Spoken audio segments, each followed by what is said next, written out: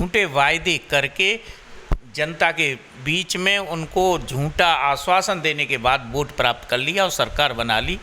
और भारतीय जनता पार्टी जो कहती है उस पर कभी टिकती नहीं है। हमारे मुखिया ने ये कहा है कि हम छोटे दलों से सीटों का गठबंधन करेंगे और चुनाव में जनता के बीच जाएंगे। आइए इनसे जानते हैं समाजवादी पार्टी की क्या रणनीति है चुनाव को लेके। सर, समाजवादी पार्टी की क्या तैयारियां है आगामी चुनाव को लेके? अपने मुद्दों पर चुनाव लड़ने जा रही है। 5 वर्ष के अंतराल में जो भारतीय जनता पार्टी की सरकार उत्तर प्रदेश में कायम है, इनकी हठधर्मिता, उनके असंसदीय कार्य, उनके जनविरोधी कार्य को हम जनता के बीच में लेकर जा रहे हैं और उनकी वजह से जनता इतनी त्रस्त है। चाहे उत्तर प्रदेश का कोई भी वर्ग रहा हो, चाहे वो किसान हो, चाहे युवा हो, चाहे छात्र हो, चाहे नौजवान हो, चाहे किसी भी वर्ग का व्यक्ति हो, आंदोलित है और पीड़ित है, उत्पीड़ित महसूस कर रहा है, ठगा हुआ सा महसूस कर रहा है।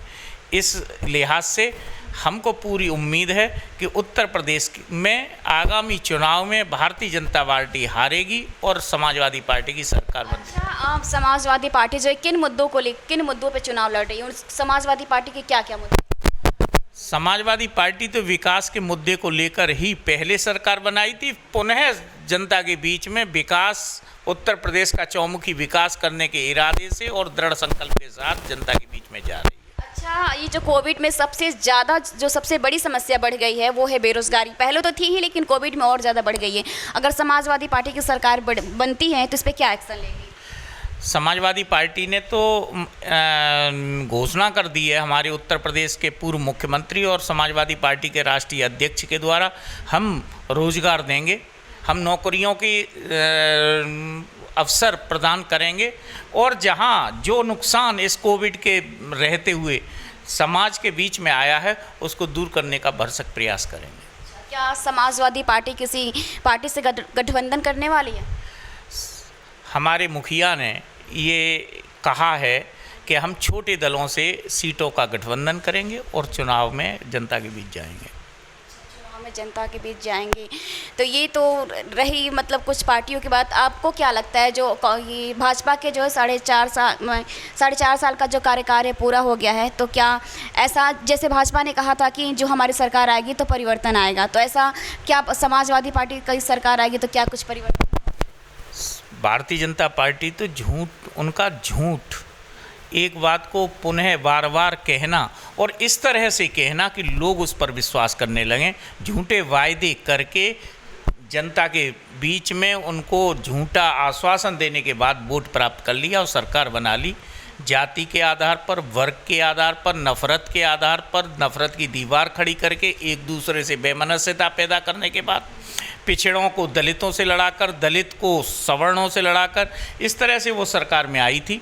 लेकिन सरकार में आने के बाद एक भी वायदे पर वह खरी नहीं उतरी है। समाजवादी पार्टी जो कहती है वह करती है और भारतीय जनता पार्टी जो कहती है उस पर कभी टिकती नहीं है। ये दो मुख्य अंतर हैं दोनों पार्टियों के बीच में। अच्छा, पिछली बार भी समाजवादी पार्टी से उम्मीदवार रह चुके हैं, तो क्या लगता है कहाँ कमी रह गई थी?